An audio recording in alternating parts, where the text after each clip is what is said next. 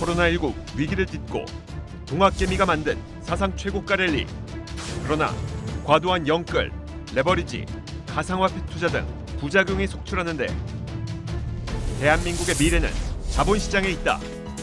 위기 속에 피어난 기업들의 경쟁력, 불법 공매도, 주가 조작 감시, 선진 수준의 투자자 보호까지. 자본시장이 대한민국의 희망이다.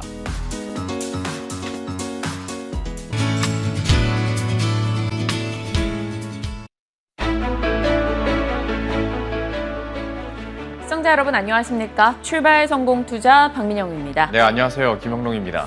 요즘 증시 보고 있으면 낙폭과대, 순환매 혹은 고점 매매 주의, 이 증시 트렌드가 한 1, 2주 계속 반복되고 있다라는 생각을 하고 있는데요. 어제 OCI 8% 상승하는 등의 최근에 OCI가 강하게 올라와주고 있는 것도 어찌 보면 덜 올랐다. 그 공감대가 형성이 되면서 낙폭과대였고요. 예. 또 SK바이오사이언스, 크래프톤, 어제 카카오뱅크 급락한 것도 보호 물량 해제 이슈도 있지만 그간 시장에 관심을 받았었기 때문에 이제는 고가 매매 주의, 이 트렌드에 들어가서 내 포트를 한번 잘 들여다보면서 이슈를 체크해야 되는 것 같아요. 이 말인즉슨 이런 순환매 장세에서 딱 두 가지가 느껴지는 거죠. 이슈랑 뉴스들 진짜 민감하고 시시각각 체크해야겠다. 네. 두 번째는 야, 이거 한 발만 살짝 늦어도 그냥 계속 뒤에서만 쫓아가기만 하겠다라는 걱정들이 좀 있을 수가 있습니다. 저희가 좀 미리 투자 전략을 세우자는 입장에서 이슈가 일어나기 하루 전 혹은 2, 3일 전에 얘기를 하다 보니까 좀 오히려 까먹는 경우도 있는데 네. 오늘 저희가 강조를 했었던 수소데이도 있지 않습니까? 현대차 그룹에서 내놓고 있는 앞으로의 수소경제 계획들 발표가 될 거고요. 또한 탄소중립법 그 기본법도 국회를 통과했기 때문에 여기에 따라서 다시 한번 어떻게 전략으로 뻗어나갈 것인가, 신재생에너지도 계속 봐야 될 것 같고요. 정말 이슈들이 많아요. 네, 그래서 저희가 오늘도 차분하게 각 이슈들 하나씩 들여다보겠습니다. 위드 코로나 이야기 살짝 해보고자 해요. 네. 어제 문재인 대통령이 또 문재인 대통령께서 위드 코로나를 시사하는 듯한 발언을 내놨습니다. 백신 접종률이 높아지면 새 방역 체계로 전환을 해야 한다. 수출 호조가 계속되고는 있지만 내수 회복세가 더디기 때문에 이런 코멘트를 언급하셨기 때문에 점진적인 전환이 예상이 된다라고 목소리가 나옵니다. 애초에도 시장에서는 9월 말 10월 초쯤 언급이 나올 것으로 예상을 하고 있었기 때문에요. 네. 위드 코로나 하면 결국에는 관련주로 엮일 수 있는 건 리오프닝주부터 해서 너무나 영역이 방대하죠. 어떤 종목들 어디까지 좀 봐야 될까? 관련 섹터들 보죠. 유통 다 들어가고요. 여행, 항공, 면세, 미용기기, 그리고 이제 위드 코로나 가게 되면 공연이 재개될 거고 각 국가 간의 이 이동이 조금 풀리게 되면 엔터주들 좀 이익 볼 수 있다라는 기대감도 나옵니다. 그리고 저는 요거 한번 이런 내용들은 저희가 다 한 바퀴 돌았잖아요. 진짜 많이 했죠. 많이 했죠. 그래서 코로나 치료제도 사실 위드 코로나에서는 많이 초점이 그럼요. 맞춰지기 네. 때문에 요거 한번 정리를 해보자. 짤막하게라도. 그래서 오늘 요 내용을 준비해봤습니다. 치료제 쪽 가보죠. 코로나 관련주들 하면 처음에는 사실 진단키트 쪽이었잖아요. 그랬죠. 그리고 백신 쪽으로 건너갔습니다. 그리고 이제는 위드 코로나, 결국에는 코로나 감기처럼 공존해서 우리 먹는 약으로 치료하면서 살아간다 생각을 한다면 치료제가 주목받게 될 것이다. 지금 미국에서는 경구용 치료제 몰누피라비르 이걸 선구매했다라고 하네요. MSD 건데 미국에서 9월 말 10월경에 임상 얘기가 3상 결과가 나오고 빠르면 11월에 치료제가 나올 거다라고 얘기를 하고 있는데 일단 미국 정부에서는 이걸 선구매하고 있습니다. 네. MSD, 로슈, 화이자 등에서 지금 치료제를 준비하고 있고 올해 안에 가능하지 않겠느냐라고 다들 기대하고 있는 상황이죠. 그러다 보니까 관련한 종목들 뭐가 있을까? 국내에서도 치료제 관련주로 엮이는 건 굉장히 많습니다. 셀트리온, 레키로나 다들 기억하실 거고요. 8월부터 어제까지의 상승률을 계산을 했더니 신풍제약 8%, 셀트리온 9.8% 이런데 국전약품은 어제 상한가였기 때문에 한 28%. 한국 BNC가 뭐예요? 놀랍죠. 네. 한국 BNC 저희 시간대는 매매 기술 단야 선생 종목이기도 했었는데 8월 2일부터 9월 6일까지 상승률이 이거잖아요. 160%. 그런데 이 한상혁 과장님, 저희 네. 개장전 성공 전략 오시는 분이 네.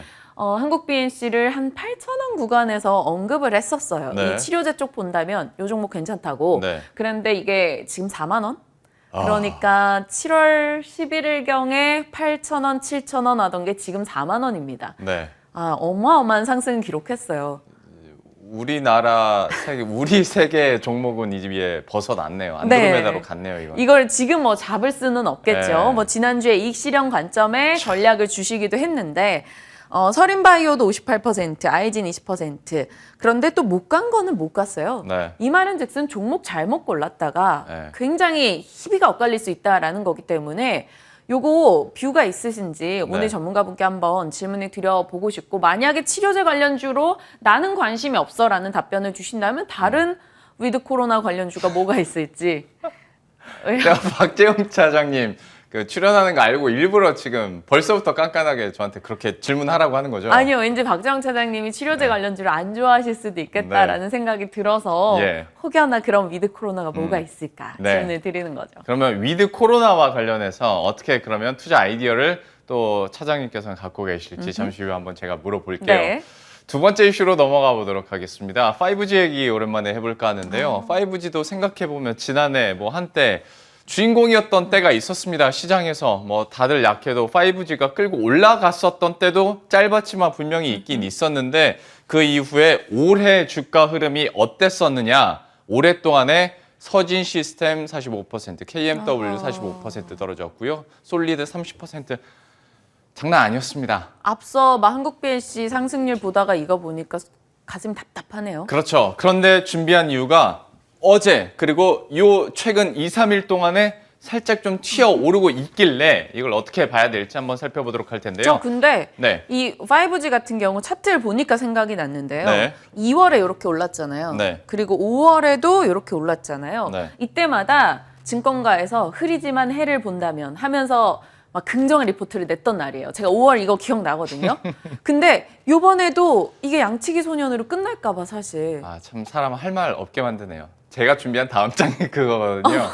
왜냐면 그래요. 희망 고문일 수도 있겠고 양치기 소년이라고 한 것처럼 계속 제게 기대감, 하반기에는 투자가 재개될 거야. 뭐 이런 얘기들을 하잖아요. 지금 나오는 모멘텀들 보면 야, 삼성전자랑 애플에서 신제품 내놓잖아. 그러면 5G 가입자 증가할 거야. 그리고 이게 진짜 양치기 소년이죠. 국내 통신 3사가 28GHz 그 5G 통신망 네. 상용화 아직도 준비하고 있대, 착수하고 있대. 근데 이걸로 실제로 리포트들이 나오고 있습니다. 때문에 뭐 무시할 수는 없는 거고. 다만 긍정적으로 수주 계약건들도 확실히 나오고 있긴 하거든요. 다음 장을 보시면 삼성전자 같은 경우에 인도와 일본, 영국에서 지난 3월부터 6월까지 각 통신사에게 5G 장비 수주를 했는데 이 장비 수주의 물량의 50%를 국내 기업에게 나눠주겠다라는 얘기를 한 상황이고요.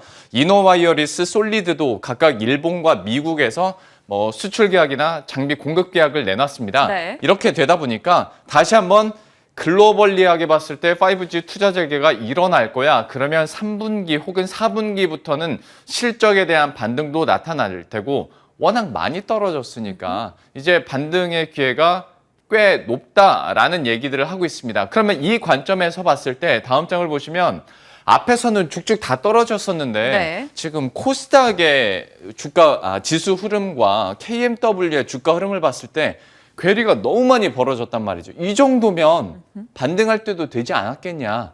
매력적이다. 뭐 밸류에이션이라고까지 가긴 좀 그렇습니다만은 그래도 갭을 메우는 과정에서 반등하지 않겠냐라는 또 한 번의 희망 고문을 하게 되는 거죠. 사실 뭐 증권가 리포트가 나올 때 왜 주목하게 되냐면 전형적인 낙폭 과대 종목군들이기 때문에 네. 그리고 과거에 시세를 크게 냈던 적이 있으니까 이만큼 떨어졌는데 올라갈 때 강하게 가겠지 이 기대가 있습니다. 네. 확실히 말씀 주신 대로 곳곳에서 투자를 재개한다라는 소식들은 들리기 때문에 투자 지연으로 조금은 떨어졌던 신뢰도 회복할 수 있을지 이슈 주목해봐야겠네요. 좀 예. 잘 가주길 바라봅니다. 그리고 어제 그런 급등이 연속성을 당분간 보여줄 수 있을지도 한번 보도록 하겠고요. 네. 다음은 짧게 현대중공업 또 오늘과 내일 일반 공모주 청약이 있기 때문에 한번 정리를 해봤는데 나왔는데요. 공모가가 6만 원으로 확정이 됐습니다. 기관 수요 예측 경쟁률은 1836대 1. 잠시 후에 경쟁률 측면에서도 다시 한번 의미를 짚어보도록 하겠고요.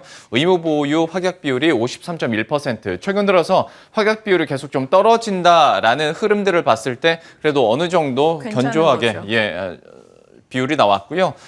청약 증권사는 꽤 많습니다. 뭐 여러분들이 가입하신 증권사는 대부분이 될 것 같고요. 상장일은 9월 16일이 되겠습니다. 앞서 말씀드린 것처럼 수요 예측 경쟁률로 봤을 때 역대 코스피에서 2위를 기록하는 모습이었거든요. SK 아이테크놀로지가 1883대 1이었고 2위가 이제 현대중공업으로 1836대 1이 됐습니다.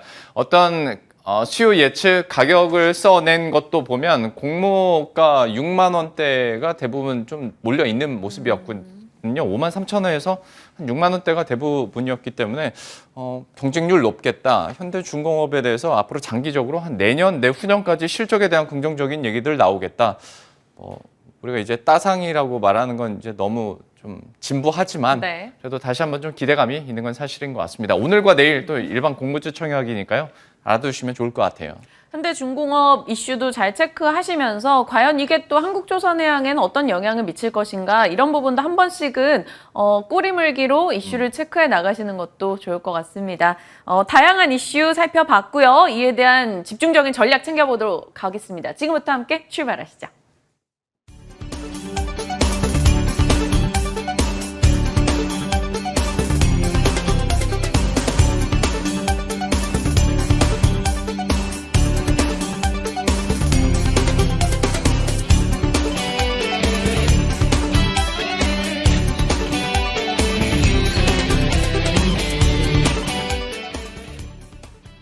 예, 그러면 방금 소개해드렸던 각 업종군들 투자 전략 어떻게 세울 수 있을지 이분과 함께 이야기 나눠보도록 하겠습니다. 한국투자증권 이프랜드웨어 박재영 차장과 함께합니다. 어서 오십시오.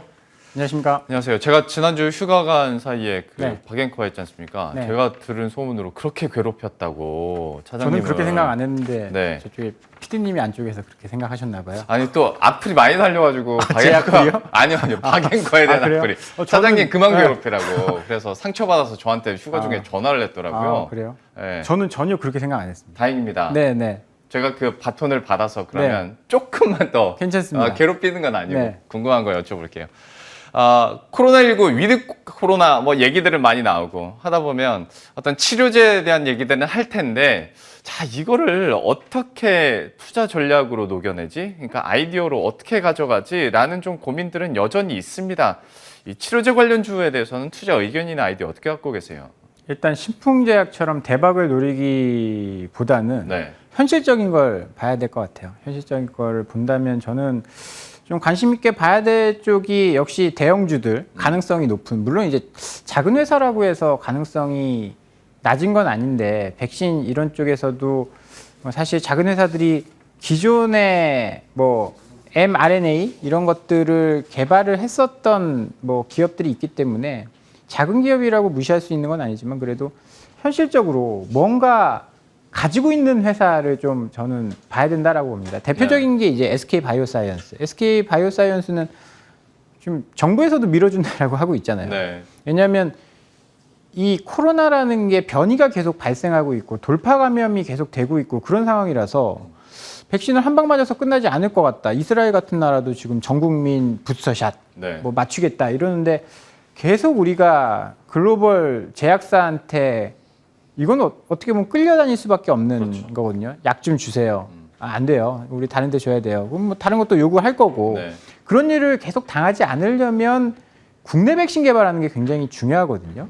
국내 백신 개발해 놓고 그래도 SK 바이오사이언스는 CMO도 합니다. 아스트라제네카 백신 생산도 하고 있기 때문에 뭐 이거는 그냥 우스갯소리를 하는 이야기인데 우리가 우리 백신 있고 CMO 잘 해서 다른 제약회사가 약 개발해놔도 우리나라를 거치지 않고는 약을 못 만든다라고 한다면 네. 야 이거 만들어서 한 절반 내놓고 가라 이렇게 할 수도 그렇죠. 있는 네. 거죠. 그래서 이런 쪽을 다 할 수 있는 게 지금 SK 바이오사이언스고요. 셀트리온 같은 경우에는 뭐 레키도나주를 개발을 해서 우리가 이제 사용을 하고 있긴 하지만 유럽의 승인이라든지 미국의 승인을 대기를 하고 있는 거거든요. 그런데 이게 사실 얼마 전에 화이자 정식 승인에서도 봤듯이 긴급 승인과 정식 승인은 굉장히 큰 차이를 가지고 있는 것 같아요. 뭐 미국 같은 경우에는 백신을 안 맞으려고 하는 이제 국민들의 비중이 많다 보니까 네.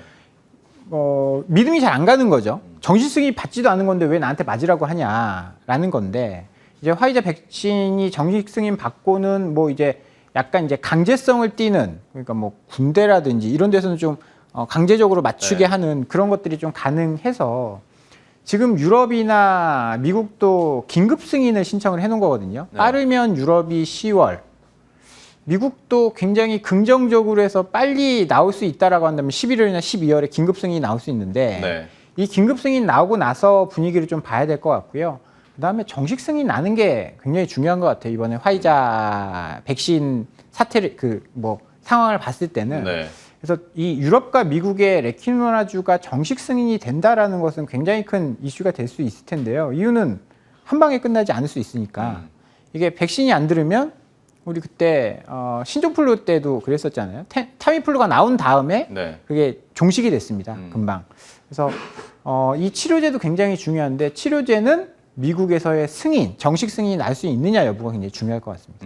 그러면 지금으로서는 어떤 좀 섣부르게 투자 관점에서 치료제 중에서 어디가 만들까, 어디가 제일 먼저 치료제를 개발할까, 뭐 이런 고민하느니 지금은 백신을 공급해주고 그리고 나름대로의 어떤 CMO 기술력을 갖고 있는 회사에 집중을 하자라는 걸로 우리가 정리를 해볼 수 있을 것 같고 결국에는 귀결되는 게 얘기해 주신 것처럼 SK 바이오사이언스가 될 텐데 네. 어제도 저희가 한번 그 얘기를 했었거든요. 그러니까 이제 상장한 지 벌써 어느덧 이제 6개월이 지나서 보이에스 물량 풀릴 수 있다. 그렇다면 한번 수급적으로 출렁였을 때 기회로 삼아볼 수 있을까? 아니면 일단 소나기는 피하고 나중을 도모해야 될까에 대해서는 어떤 투자 시점 측면에서 어떻게 보세요? 어제 뭐 카카오뱅크도 그렇고 이제 보이에스 끝나면서 좀 매도 물량이 나오고 있는 그런 상황인데요. 네.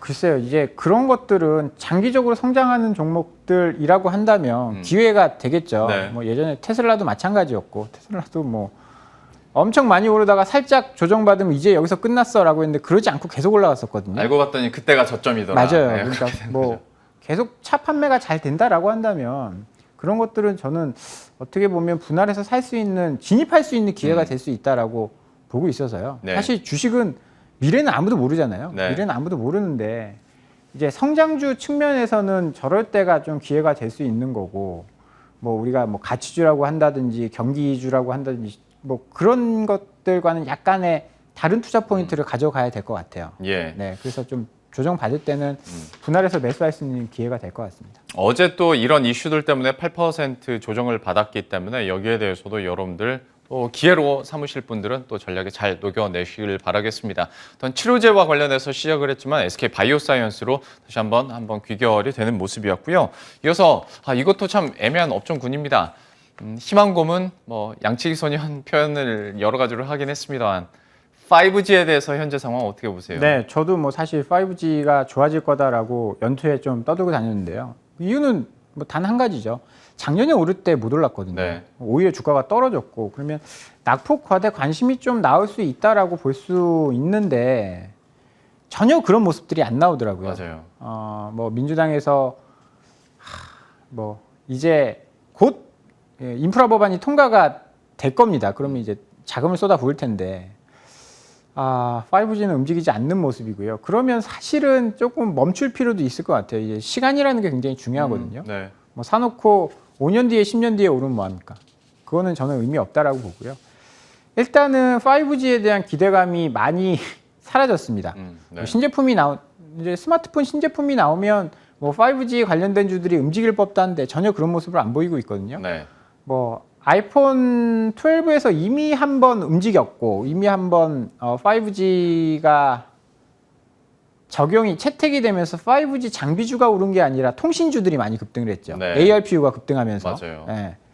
그리고 이번에 아이폰 13이 나올 때는 위성통신 기능을 언급을 하더라고요. 얘기가 나와가지고 네. 엄원 종목이 좀 급등하기도 하고 그랬었죠. 네. 네. 5G와는 뭐 크게 관계가 없고 네. 오히려 위성통신은 미국에서 왜 그런 것을 했을까 생각을 해보면 5G는 전체망을 다 커버할 수는 없거든요. 네. 그래서 혹시나 미국에 있을 오지 네. 뭐 그런 거 우리 영화에서 많이 보잖아요. 사막 이런 데다 네. 갇혔을 때 그런 거를 좀 타겟으로 잡은 것 같다. 5G와는 정반대되는 이야기거든요. 네. 그래서 기대감이 하나도 없는 것 같고. 그리고 우리가 과거에 한번 크게 당했습니다. 4G 때 네. 통신 사이클을 한번 물론 그 3G 때도 겪었지만 그때는 뭔지 모르고 뭐 잘 그냥 쑥 지나간 것 같고 4G 때 야 실적이 이렇게 좋아지는데 주가는 왜 이렇게 망가지지? 그랬거든요. 왜냐하면 통신 장비주들은 처음에 수주받고 실적 없이 주가가 쭉 오르다가 그랬어요. 뭐 통신 장비주들 보면 재작년 3년 전부터 오르기 시작했습니다. RFHIC 보면 정말 맞아요. 실적 마이너스 엄청 안 좋은데 주가는 정말 급등하기 시작했거든요. 그 다음에 실적이 나오면서부터 꼬꾸라지기 시작하는 게 이제 통신 장비 사이클인데 이게 짧게는 5년, 길게는 10년이란 말이에요. 그러면 아는 사람들은 쉽게 못 들어가죠. 여기서 한 번 물리면 5년 버텨야 되는데 10년 버텨야 되는데 이런 생각을 할 수밖에 없다라는 거죠. 그래서 그런 것들에 대한 두려움이 거기 반영되어 있는 것이 아닌가. 이게 모든 주식이 실적만 가지고 계산을 할 수 있다고 하면 참 쉬운 게임이 될 텐데 그게 아니다라는 걸 아는 투자자들이 쉽게 접근을 안 하고 있는 것 같고요. 그리고 미국의 민주당에서도 통신 뭐 이렇게 망을 깔겠다 이런 이야기들이 지금 당장 나오지 않고 있는 상황이에요. 네. 모멘텀도 지금 없는 상황이라서 뭐 모멘텀적인 요소들이 뭔가 좀 나와줘야 뭐 대형 수주라든지 이런 것들이 좀 나와줘야 좀 움직일 수 있지 않을까. 그래서 좀 기다리는 시간이 필요할 것 같습니다. 참 5G에 대한 투자 의견에 있어서는 차장님께서도 참 말씀하시기 조심스러운 부분일 수도 있겠습니다만은 이렇게 종합을 해봤을 때 어제 급등이 어떤 이제 저점에서 올라가나라는 기대보다는 오히려 보유하신 분들이 좀 탈출할 수 있는 타이밍으로도 좀 생각할 수도 있지 않을까라는 생각도 개인적으로 한번 해보고요. 워낙 한번 물리면 긴 시간으로 가야 되는 종목군이다 보니까 여긴 좀 조심하자라는 얘기도 나왔어요. 일단 실제 수주 그리고 실제로 인프라 법안이 통과되고 5G에 대한 돈이 얼마큼 가는지 이 뉴스가 나오면 그때 다시 한번 보도록 하죠.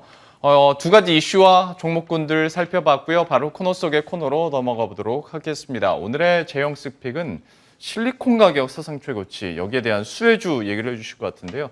투자 전략이나 아이디어 어떻게 갖고 계신 겁니까? 지금 소재 쪽이 참 좋아요. 뭐 철강도 그렇고 화학도 그렇고 여러 가지 소재 쪽이 참 좋은데 최근에 뭐 KCC라는 종목이 급등해서 한번 공부를 해봤는데 네. 실리콘에 대해서 좀 관심을 많이 좀 갖고 있더라고요. 그쪽에 사업이 좋아지고 있다라는 이야기가 있어서 이야기를 좀 해드려 볼까 하는데요. 실리콘 우리가 많이 알죠. 그 뭐 주방이나 맞아요. 뭐 화장실이나 욕조의 그 사이에 네. 그 말랑말랑한 플라스틱, 실리콘 쏜다고 하죠. 네. 그런 것들입니다. 그래서 이게 왜 뛰어나냐면요. 이제 열 관리나 열 차단, 그다음에 방수 이런 것들이 굉장히 효과적이어서 내장재나 이런 데 굉장히 많이 사용한다라고 합니다. 그런데 최근에는 이 유기 실리콘, 그러니까 우리가 흔히 실리콘이라는 단어가 굉장히 많이 들어가요. 아무나 다 좀 그런 말랑말랑한 재질이면 다 실리콘이라고 하잖아요. 그렇지 않습니다. 폴리실리콘도 네. 태양광에 들어가는 폴리실리콘도 그러네요. 실리콘이라는 단어가 들어가잖아요. 예. 이거 저도 몰랐는데 이게 다 한 군데서 나온다라고 합니다. 이 폴리실리콘도 그 규소라는 네. 모래에서 만들잖아요. 규소, SI 규소. 어려워지네요. 예. 그러니까 어려워지는데 똑같습니다. 이게 한 군데에서 다 출발하게 돼서 마지막에 메탈 실리콘에서 어떤 작용을 거치느냐에 따라서 말랑말랑한 실리콘이 나올 수도 있고 태양광에 쓰는 폴리실리콘이 나올 수도 있고 반도체에 쓰이는 웨이퍼가 나올 수도 있습니다. 그러니까 얼마나 지금 수요가 많겠습니까? 네. 태양광도 수요가 많죠. 그렇죠. 반도체 웨이퍼도 수요가 많죠. 실리콘도 수요가 많죠. 그러니까 이쪽에 그 기존의 원래 기초 소재가 되는 그 메탈 실리콘의 가격이 네. 최근에 급등하고 있다라고 합니다. 뭐 이런 얘기만 철강석 가격이 급등하면서 철강 제품 가격이 급등하고 철강주들의 뭐 제품 가격이 오르면서 주가가 확 올라간다. 네. 이런 얘기 이제 올해 초에 많이 했잖아요. 네. 실리콘도 지금 비슷한 현상이 일어나고 있는 것 같습니다. 이게 폴리실리콘은 다 중국에서 만들지 않습니까? 왜냐하면 전기 요금이 싸기 때문에. 네. 이게 전기 요금이 원가에서 차지하는 비중이 굉장히 높아서 중국에서 많이 만드는데 메탈 실리콘도 마찬가지입니다. 그런데 지금 규제를 많이 하고 있잖아요. 여기 뭐 규제도 하고 있고, 그다음에 이제 가동률이 높다 보니까 뭐 화재도 많이 나고 이런 문제들이 있다 보니까 공급에 차질이 있으면서 이 그 실리콘 메탈의 이제 수급이 부정적 그러니까 이제 수급이 부정적이다라는 이야기는 가격이 올라간다는 올라간다는, 이야기거든요. 그러면 실리콘 가격도 올라가고. 그래서 수요가 많이 늘어나고 있는데 어디서 많이 늘어나냐?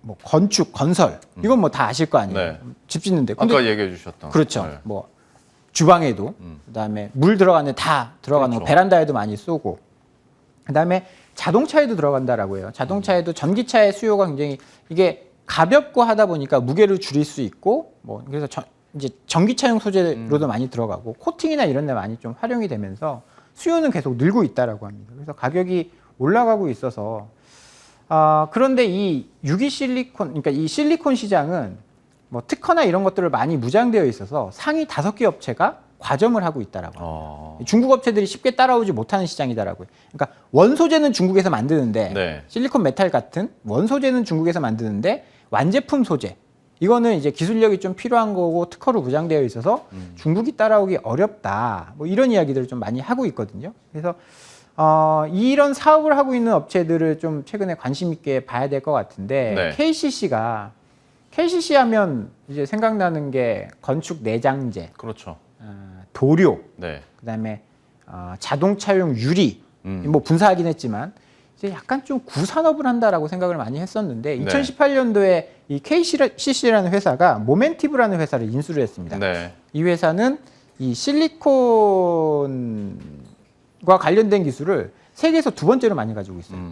첫 번째는 다우화학, 우리가 아는 다우가 가장 많이 가지고 있고 네. 2번째로 많이 기술력, 특허를 가지고 있는 회사라서 전체 매출의 30%가 이 실리콘인데 이쪽의 성장성을 좀 많이 보고 있는 것 같아요. 왜냐하면 KCC가 하는 사업이 내장재, 실리콘 그 건축이랑 연결되어 있잖아요. 그렇죠. 뭐 자동차 회사들, 이제 자동차용 유리를 납품했으니까 그런 쪽에 선이 많이 되어 있기 때문에 그러겠죠. 시너지를 굉장히 많이 기대를 할 수 있다라고 이야기를 하고 있고요. 그래서 KCC라는 회사는 굉장히 저평가된 있는 회사입니다.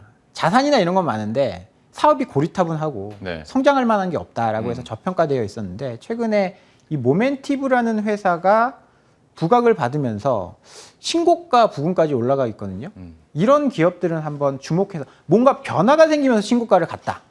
변화가 없이 신고가를 갔으면 다시 떨어지겠구나 할 수 있는데 뭔가 변화가 생기면서 신고가를 가는 종목들은 한번 주목을 해볼 필요가 있을 것 같습니다. 소위 우리가 말하는 그 구조적 변화가 KCC에게 일어나고 있는 거잖아요. 그렇죠. 여기에 대해서는 긍정적으로 볼 수 있을 텐데 좀 워낙 최근 들어서 급등을 해버려가지고 맞아요. 네. 여기에 대해서는 좀 그러면 좀 기다리면서 근데 달리는 말은 기다려주지 않습니다. 예. 달리는 말이 잠깐 설게요, 타세요, 그러고 그러지 않거든요. 네. 그럴 때는 분할해서 매수. 그러니까 뭐 기다렸다가 떨어지면서 하지 이런 것들도 있겠지만 내가 뭐 부담되지 않는 선에서 투자를 하는 분할 매수도 방법이 될 수 있는 거죠. KCC에 대해서 직접 스터디를 해보셨고 여기에 대해서 각 포인트들 다 얘기해 주셨거든요. 최근 들어서 좀 급등 흐름이 나타났지만 그래도 달리는 말이라는 표현이 또 나왔기에 여러분들도 좀 잘 보시면서 분할 매수 관점으로 보셔도 좋을 것 같습니다. 오늘 여러 가지 투자 종목군들 포인트 이렇게 잡아봤습니다. 한국투자증권 이프랜드예요. 박재영 차장과 함께했습니다. 오늘 말씀 고맙습니다. 감사합니다.